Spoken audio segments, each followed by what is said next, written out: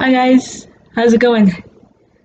So we're just it's afternoon and I just got out my Sprite and I was thinking about some of the things that we do sometimes to make things easier.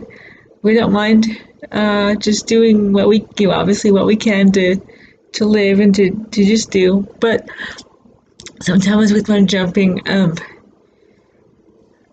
it's hard to drink out of a cup because if I'm just sitting there drinking with it and I jump, guess where the liquid goes. So I just learned to drink with a straw. I've been doing this since I was very young, so I guess I learned that lesson very quickly.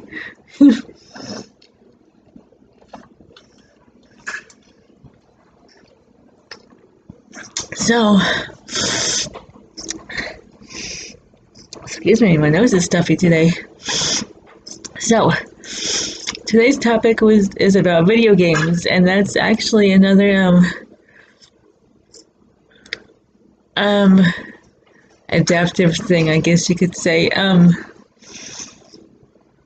I am quickly realizing I'm among the rare breed who likes RPGs. I love the old games. My dad had an Atari 2600 way back then, yeah. And then we got the Atari 5200. My brother started playing video games. There was Popeye on there, Donkey Kong, Montezuma's Revenge. We had them all. We had like a whole box of Atari games. And then you get the little I don't know if it was the first, but the Apple computer with the monotone green screen. Yeah, the really old one. And we played Oregon Trail. And that was a good game. It kind of got you. It was different for the times, right? Because you get a family together, you could choose which family you want, and all the rich family or the poor family or the medium. Yeah. So I think I always picked the medium one. But you get to name your kids and all this stuff, and then you go on this trail, which was a real life, a thing that they made this game out of, and then you have to go hunting, you have to keep your supplies up or your kids would get sick and die. It's kind of, it was a, for the times it was real. So you get to start like naming your kids like ABC, like puke, laryngitis, things like this, so when they die you don't feel so bad. No, I'm just kidding. I named them all cute names and I was sad when they died. But a problem I run into with video games is the speed factor. With CP, I'm not very physically fast.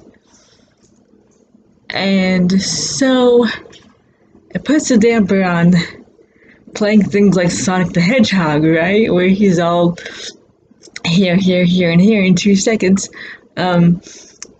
We had next got a Sega Genesis, and so Sonic, yeah. There was another one called Awesome Possum, and he was very fast too. He has this something speeds something, and then Sonic puts on his shoes, and he's so fast, and they both get to going down the hill and rolling and tumbling, and I get so excited, and so I just drop the joystick and I start getting all, and then I realize I'm dead because I didn't jump on the dude coming after me. So not cool. But yeah, so we got a Sega Genesis after the Atari, and then. But what we started, my brother started getting into RPGs, and I was young too. It was, 80, well, I should know this, really. I think it was 87 when Miracle Warriors came out, and that's the first RPG that I remember. So I don't know if, like, Atari had one, they may have, I'm not a huge buff on every single game in existence, but my dad actually got Miracle Warriors because he had this Sega Genesis. Well, he wasn't into that stuff, so my brother started playing it. And what I started noticing, I started playing it, and I loved it. First, now you gotta understand, if you check out Miracle Warriors after this video,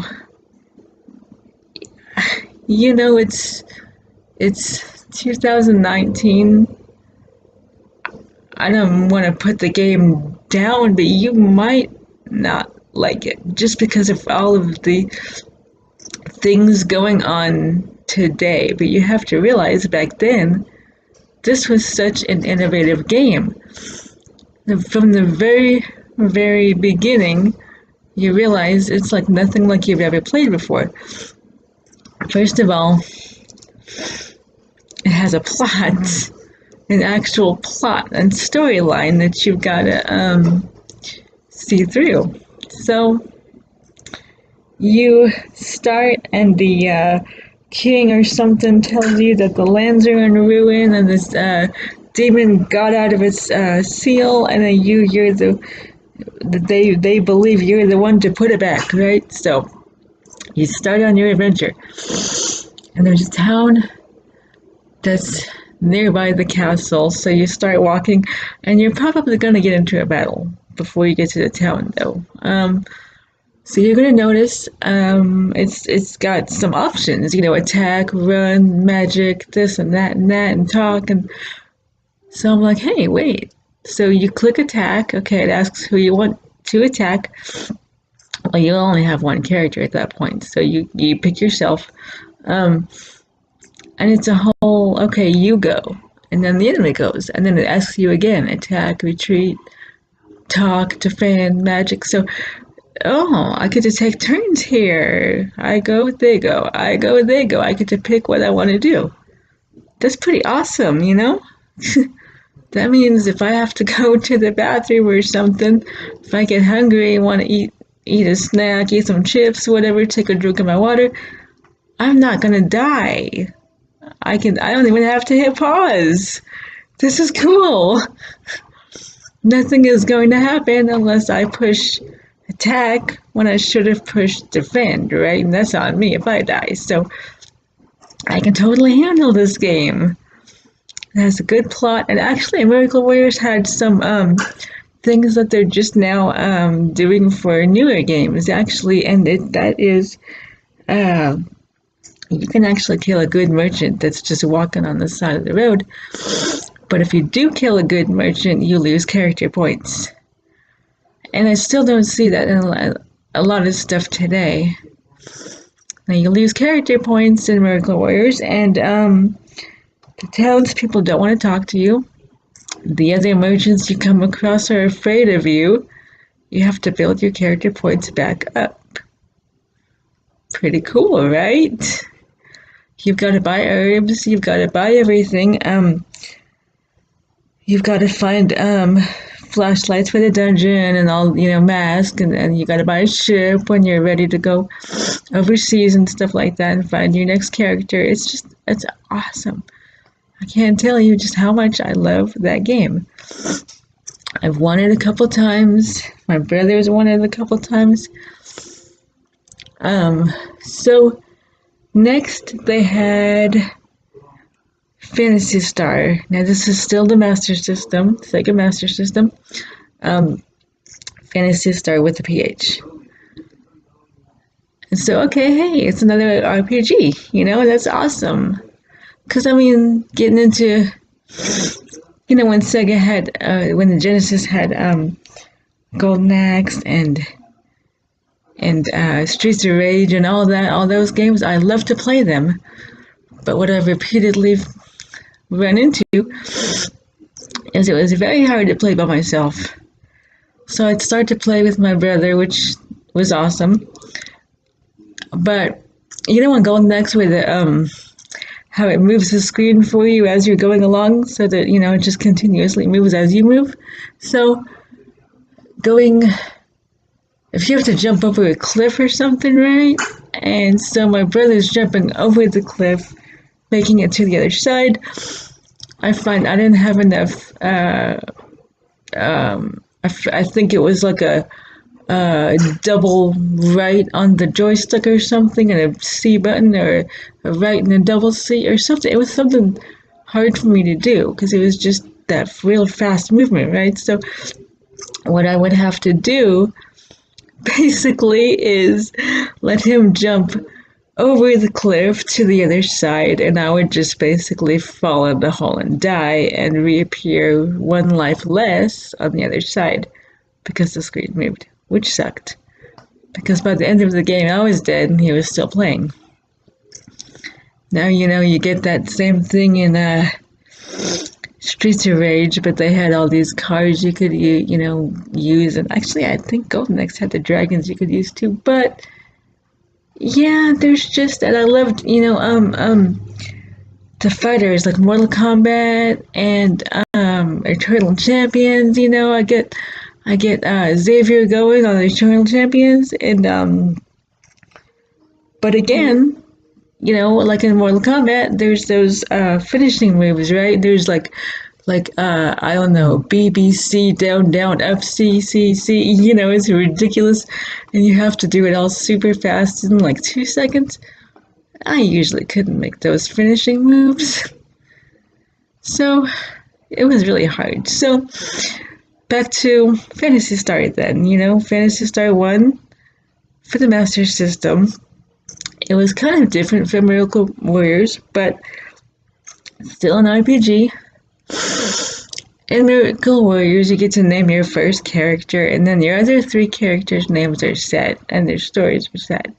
So in Phantasy Star, you follow Alice, who is already named, and the intros, her brother is dying. He has been killed by Neo soldiers, I believe. It's been such a long time since I played that. And so Alice is there to avenge her brother. So you start off in the town where she lives, and you get information from the townspeople. In RPGs, it's very, very important to get information from the townspeople. So you do that, and they usually give you a little bit of money. In Miracle Warriors, they start you out with no money whatsoever, so you're kind of on your own. But in Phantasy Star, they give you a little bit of money. You can go buy Alice a sword or a shield or something, and then you go on your way. So throughout that game, it's also turn-based, which is awesome, of course. For me, you get into battles. You have your attack, defend, magic, talk, whatever thing, and you pick it and you do it, and then your character does it, and then the enemy goes, and then you pick your next, for round 2, and until the enemy or you is dead, which so. Then in Phantasy Star, you get to travel to different worlds. You start on Algo, and then you go to Motavia, where you meet, I don't know how to pronounce this thing's name. Is it Mayu or Meow? We always said Mayu. It's always just written there, so you kind of make your own pronunciations. Well, Mayu is a cat, so I guess it could be Meow. But you meet Mayu, and he joins your party, and then he's with Alice fighting, and then you meet Odin later, and you meet Noah on Dezo. Wait, no, you don't meet Noah on Dezo. You meet Noah on Motavia as well. But so you get to go through 3 planets and all this stuff, and then you fight Dark Force and all this. But yeah, like I said, the only way you're going to die is if, well, you don't buff up your characters enough, or you hit the wrong button. But that's totally on you, not the game being too fast.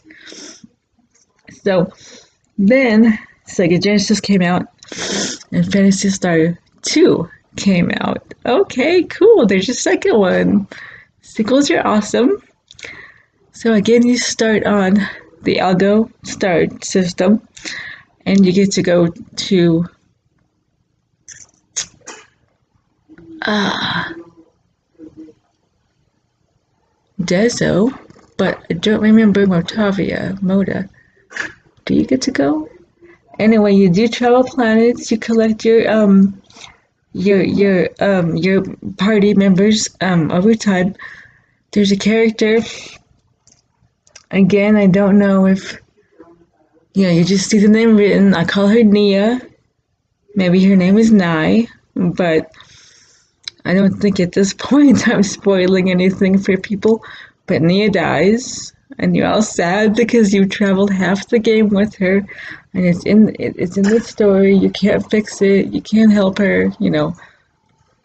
So, um, part of why I like these games, in addition to them not being timed games, is that you can buff up your characters. When the game levels, and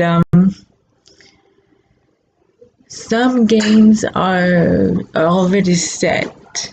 Like they have a little dice in the game, right? And they just set you, okay, you got 10 hit points this level, you got 2 strength extra, you got this, you got that. And later games, you can actually. Hold on 1 second. Go, hurry up. It's just all loud and stuff. So, well, I can't talk when the thing is in my ear. So, in Phantasy Star, you don't get to choose your skill points. It does it for you each time you level up. But I think I'm addicted to the leveling up thing because you get to see your strength go up, your attack, your defense, your hit points, all this stuff.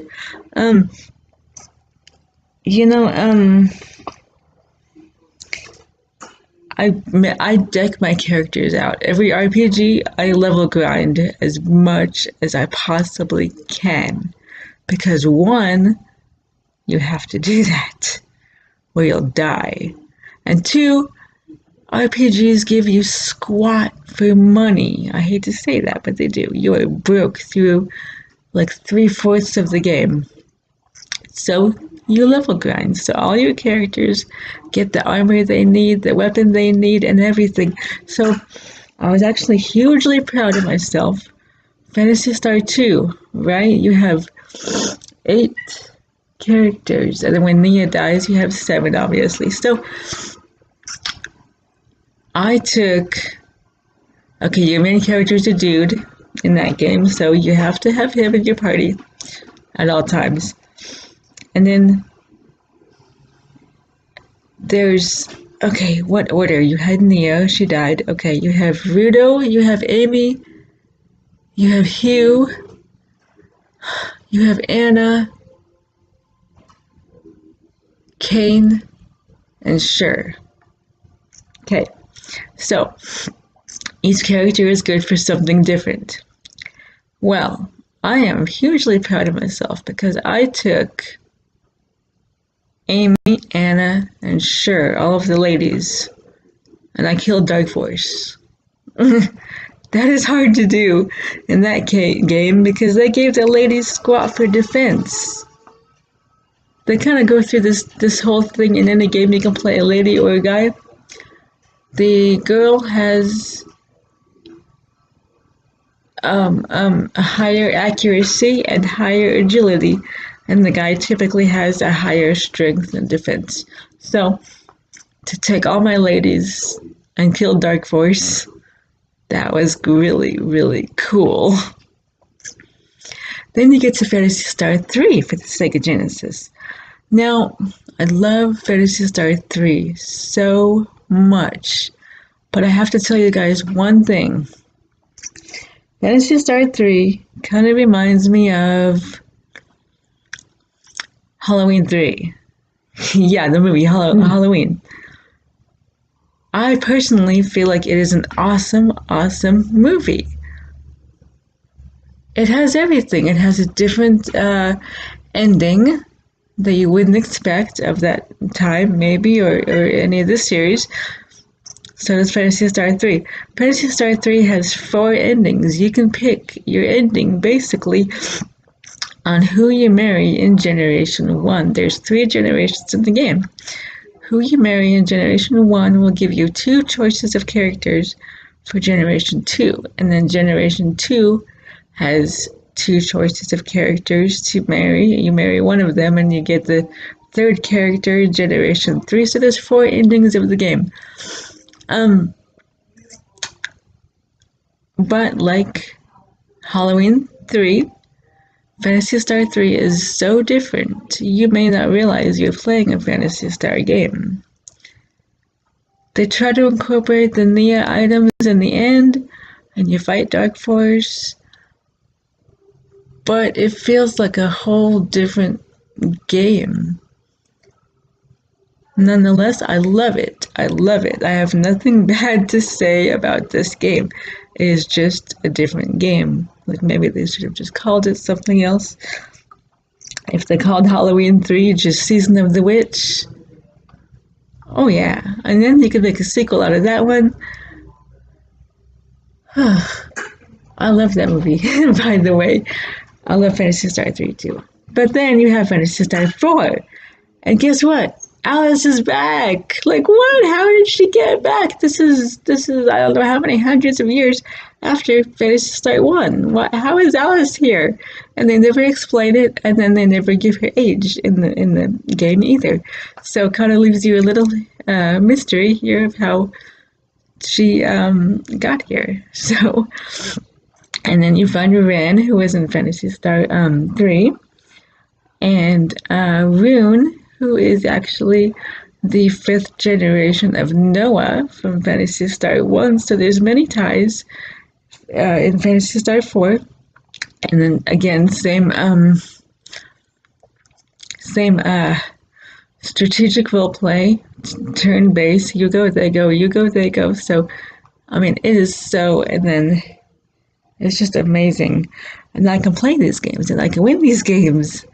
And it's all based on me and what I pick for my characters and what I give my characters. I want to give them this sword. I want to give them this armor. I want to give Shur some armor, or I want to give Shur a little defense ammo for herself. You know, hey, I can do either or.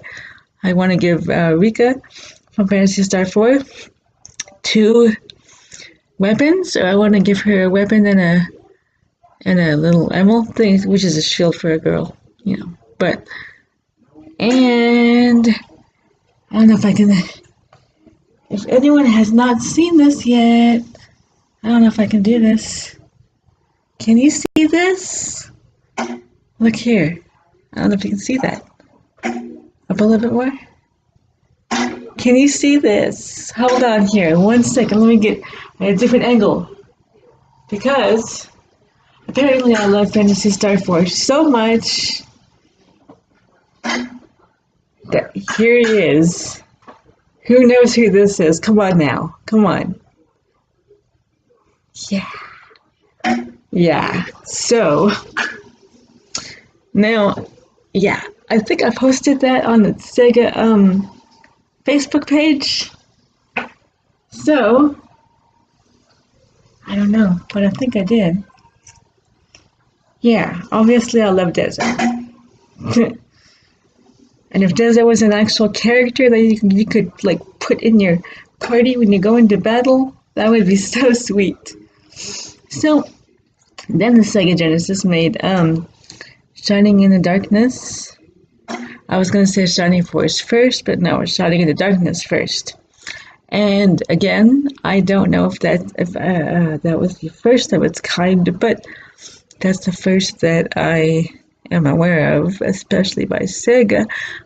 It's a dungeon crawler, like Etrian Odyssey, which I'll get to in just a second, but Shining in Darkness, yeah.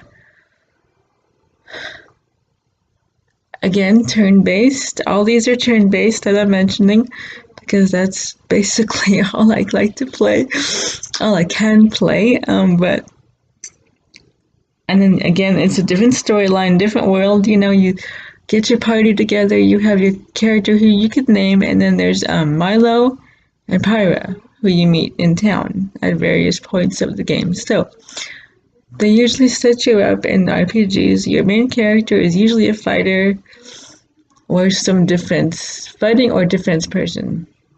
Then you usually have a priest and a mage, and depending on how many people you have in your party will determine what other classes you have. But they always set you up with a priest so you can heal, and usually a mage. So Milo is the priest in Shining in the Darkness, and Pyra is the mage. And you basically map your dungeon as you walk through it, which I believe is the first of its kind. And then in other of these Shining series, you can do that as well. And there's many levels of this dungeon, and then many dungeons you can access throughout the game and everything. And then Shining Force, the second of the Shining series, I think, came out, and it had a different feel than Shining in the Darkness. It's not a dungeon crawler, but I like this game because I think it's the first game that you can actually they have a set, like when you gain a level, it says, okay, you gained like 1 attack, 1 defense, 1 agility, stuff like that. But Shining Force, you could find potions in that game. Randomly, maybe there's an attack potion in this bush, or you find a treasure chest which has a defense potion or something like that. Now, if you know me, you know I am famous for decking out the mages. Because think of it this way, RPGs are synonymous for giving the mage sucky hit points and sucky defense. So while they see it, that's okay, because guess what? The mages sit in the back and shoot lightning on everything, right? Why would they need defense? Well, okay, I get that, but some enemy comes up, and hits your mage once and it dies because it has no defense. No, we're not playing that here. My mages kick ass. Shining Force, I find all the defense potions and give them to my mage. He can take a couple of hits if he has to. So, yes, I love, especially when it came to like those games where they start doing that and you could buff up your characters in addition to them gaining levels. Oh yeah, we're doing that.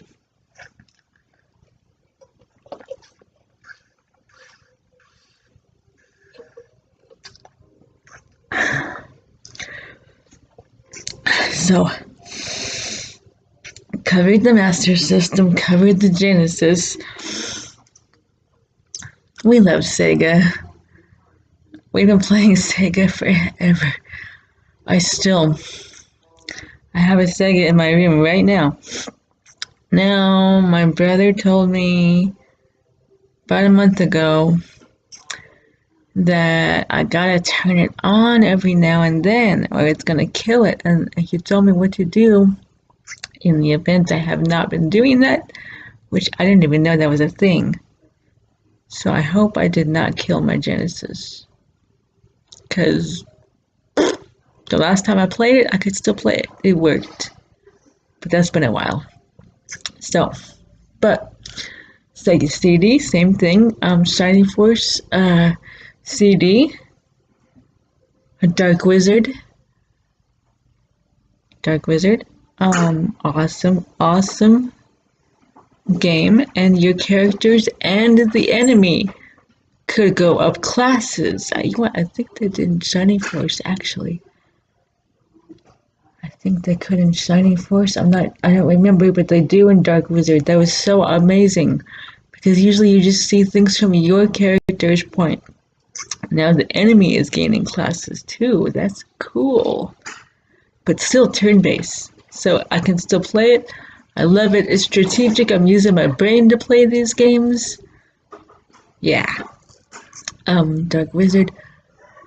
I think you pronounce it Lunar. Is it Lunar 1 and 2? I love them so much. Vi. I think it's Vi. V-A-Y. Sega, please, why aren't you bringing all of these games to the Nintendo 3DS? I know you're bringing some to the Nintendo Switch, and I just may have to get a Nintendo Switch. But please, I know I've posted this before, Miracle Warriors Phantasy Star. I know Phantasy Star is on the Nintendo Switch. I'd love to see Shining Force. I'd love to see Vi, Lunar,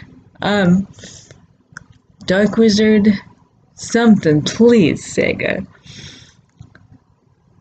Vi was an excellent game. It was hard as hell, right? As an RPG goes, you said it's so high, like the enemy is so strong, you have to level grind just to do something, but yeah, that's okay. What else did I play? One thing that always upset me, I only have one game for the Sega Saturn. Oh, excuse me. Oh, my brother had one game. It was called... Oh no. Something Odyssey. Oh, Albert Odyssey. Oh, that was a good game. Albert Odyssey.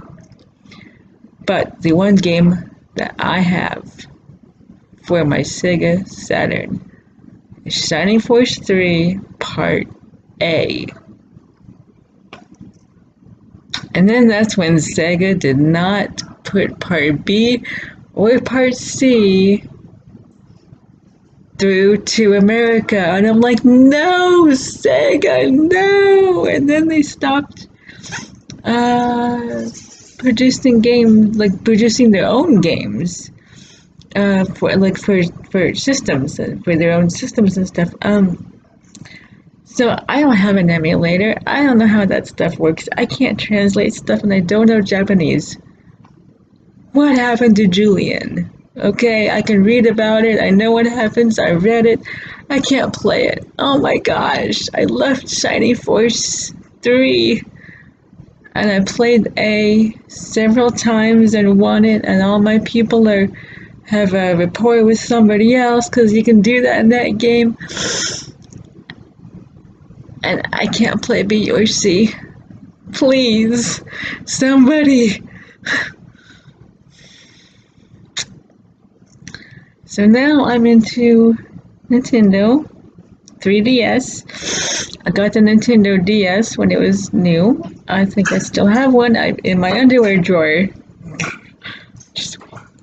But Nintendo 3DS. And Sega and Atlas team up sometimes, and sometimes it's only Atlas, but they make amazing strategic role-playing games, just like I like.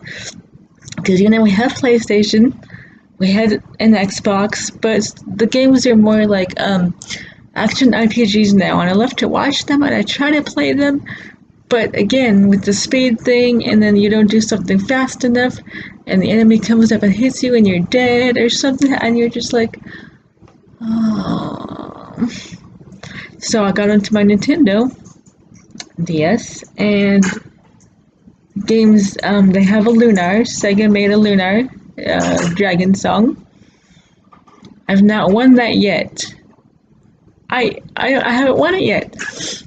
There's I can't even think of what it's called. I think it's called Chronicles or something. I can't think. Sega put it out, and I have that, and I have not won that either. What is going on with me? I'll tell you what's going on with me though. Etrian Odyssey came out back in 07, right? I was kind of late. I found it in 2010, I think. I'm like, okay, it's kind of like Shining Force. I mean, Shining in the Darkness, right? You can, but in fact, you can map yourself because it's the DS, and you can draw on your touchscreen. So, and this game, you level up and you got skill points, and and all the and you pick where you want your skill points to go. So if you want your mage to have fire, or you want your mage to have ice, you want your swordsman to have this skill instead of this skill. That's all you. It's totally customized, and I can't get enough of these games. I'm telling you what. And some they have these things called grimoires, and you put skills on them, or they come with skills already, as in Etrian Odyssey 2. One you put the skills on the grimoire yourself, and in 2 they come with it already. So they're just kind of experimenting, seeing what they like to do. I guess you're seeing what people want to do. And then in the third one, I want to say a third or fourth, I think it was the third one. Maybe no, it was the fourth one. They have subclasses. So they did away with the grimoires, and they have subclasses, which is awesome too. But then they redid 1 and 2 for the Nintendo 3DS. I have all of them. I have the 1 and 2, even for the regular DS, and then 3 and 4 for the 3DS, and 1 and 2 remastered, and then I got 5, and I'm waiting for, I forgot what the new one is called. It comes out next month. I'm waiting for that one. I just play these games like, and Etrian Odyssey 2 Untold, I have won it, I would like to say 5 times, and there's just one quest I have not been able to complete yet.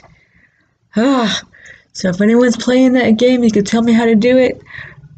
Or if anyone's playing that game and you would like some grimoires, I grimoire hunt like nobody's business. And I got some pretty awesome mess. So we can get hooked up, right? You can teach me how to do that one dang quest. I'll give you some grimoires, whatever. Hey, I love these games because I can play them. So, as always, I know I'm missing something. Look, I know I am. That's what I do, right? But Sega and Atlas, like I said, even Atlas by themselves, Rondo of Swords I was playing before Etrian Odyssey. That's just Atlas. That is a wonderful game too. And by the way, my Selmer kicks ass. So don't mess with my Selmer in Rondo of Swords. What was that little girl's name? Rukia? She's not bad herself if you get her buffed out. So I can buff my people out. The only thing I have on that game, about that game, is that I think there's only 1 or 2 save slots, and there's 4 endings. I'm like, again, I can't save all of the endings. And me, just being me, I wish it was a little bit longer. But it's such a nice game. It's awesome. It's really cool. It reminds me of Shining Force, but then it's a little bit, it's different also with the battle scenes. But I think I'm going to post this too, if I'm allowed to, on the Sega Facebook page, because I'm begging them to make more RPGs that I love. And maybe I'm the only one who loves this. If I'm not, please say so too. Please comment to this blog, or when I post it on Facebook, be like, yeah, I like Vi too. I like Lunar also. I can't wait to see that on the something Nintendo Switch or something, you know. But so I hope that gives you guys a pretty good idea. I do love the action games, I really do, but they're just so hard to play. So I'm like really, really, really digging into these, digging these, you know. But I can't wait for the next Etrian Odyssey game. I hope to see more Sega stuff coming out, including the old stuff, Miracle Warriors. Have I said that enough? Maybe? Miracle Warriors. Yeah. Vi. Dark Wizard. Yeah, come on. Yeah. All right, guys. So if you have any questions, any comments, please comment to this, or comment or find us on Facebook or anything. We're 2 feet below. comment, share, do what you guys do. Love you. Thanks.